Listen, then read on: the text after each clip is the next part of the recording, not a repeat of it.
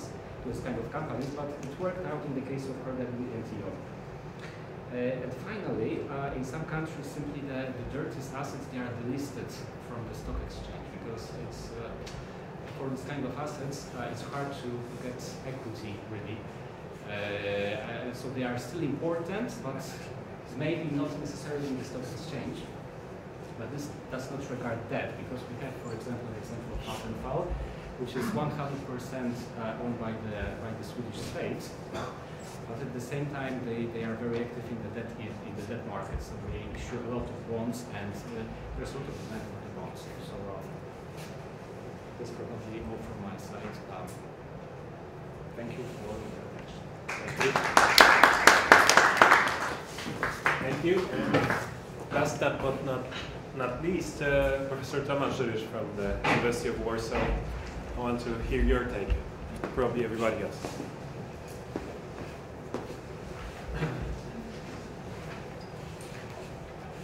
I'm not an expert in monetary policy, and over the last several decades, my interests were closer to fiscal policy, if at all. So I was asked to comment on what I heard and what I have learned today. My first impression is that we are dealing with climate-related risks that are to be incurred by banks or by financial institutions. But what do we understand by climate-related risks?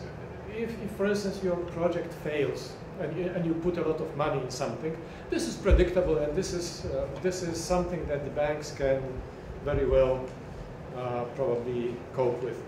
However, there are some other climate-related risks, which in economics we call regulatory risks.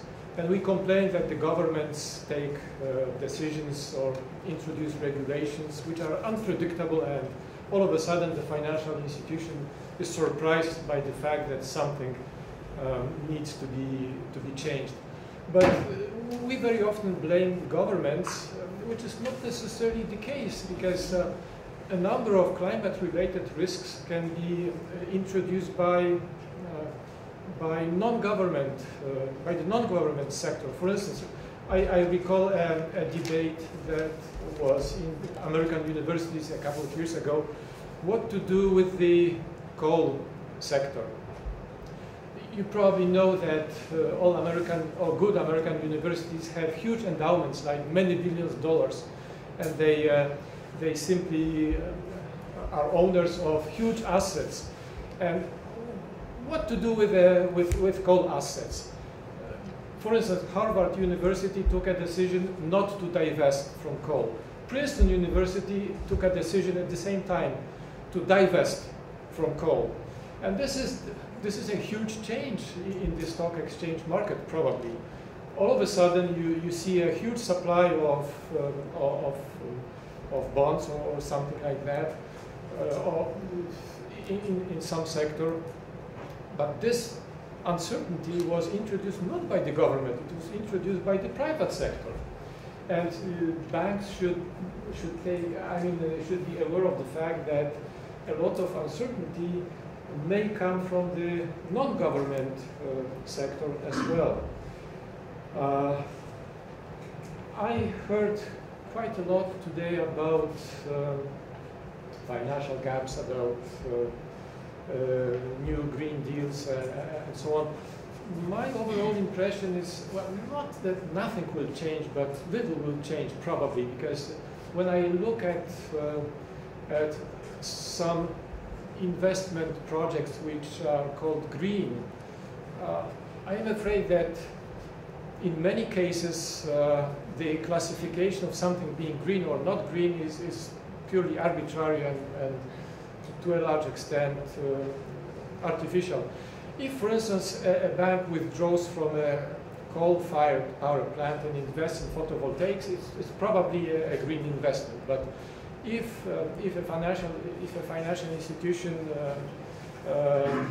finances a project which has the label of being green, this is not necessarily the case. And I have seen a number of projects which are considered green, and which are not really green. Now, we were told about a huge financial gap, like for instance, in Poland, the carbon price of 25 euros per ton or something like that may create a huge burden on the economy. But it's not the case that everybody will lose.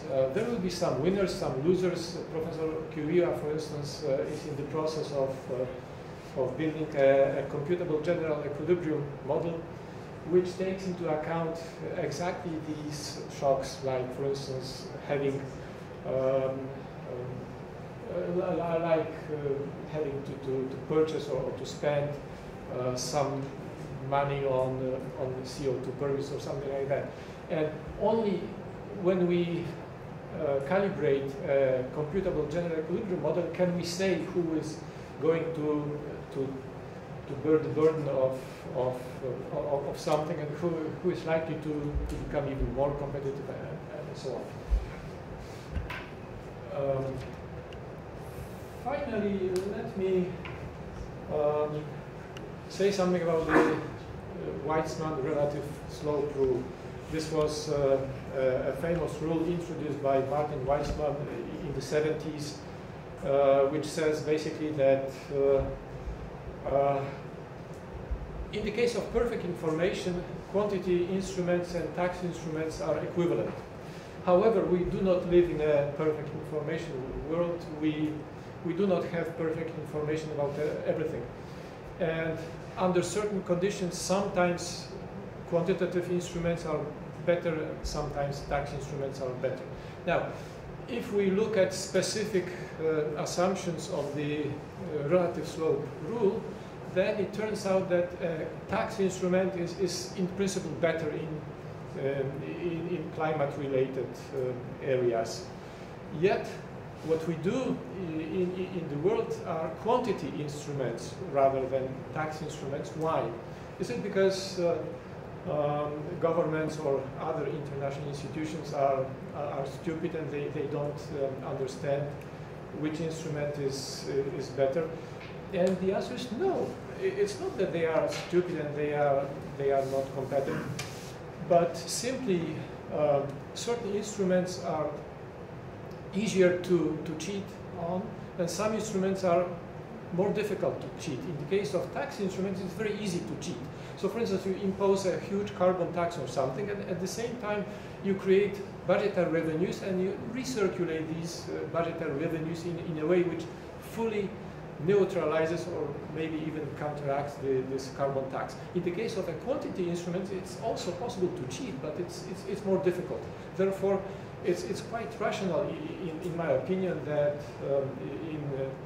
in many international markets we do not rely on carbon taxes to a large extent. We do rely on quantity instruments, like for instance European trading scheme, which is not a tax instrument, even though it does have fiscal repercussions, but it's a quantity instrument. And finally, one observation about what I already talked about, namely about which project is green and which is not green. So, for instance, if I do not build a coal-fired plant and I build a photovoltaic installation, it's a green project without any doubt, probably. But if I invest in an electric car, it's questionable, because on the one hand, a green car is better than a dirty car, of course. But if you subsidize electric cars to a large extent, then you create incentives to drive more, and you have to encounter what we call in economics a rebound effect.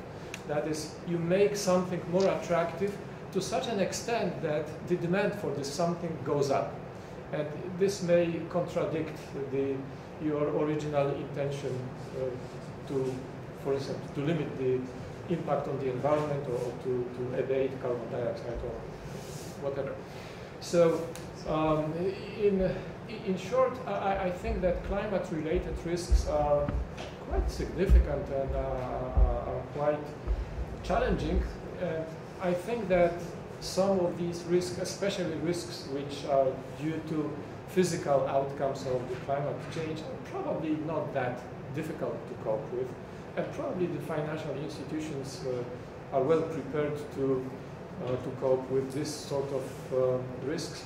What I am more concerned about are the risks which are related not to physical effects, but to how the governments react to climate change and how we react to climate change. Sometimes we may introduce changes in the demand or changes in certain other conditions which are very difficult to be predicted by financial institutions. Thank you. Thank you very much. Thank you very much, Professor. And I'm now opening the floor for comments and questions from everybody here. But first, we had an idea with Łukasz that maybe Marcin, Zoltan, and also Pierre, you could come over here so that everybody could ask you, or you're going to have more chances to come in than everybody else in this group. So, who's going to be first? I don't see anybody. Mateusz? Janusz. Yeah. Hey, Polski, Minister of PGK, it's Polish Development Bank, for those who are not from Poland. I wonder, Professor Hart mentioned, or Łukasz mentioned the idea of cutting haircuts for repos for Polish bank, but I think it's rather very long-term solution.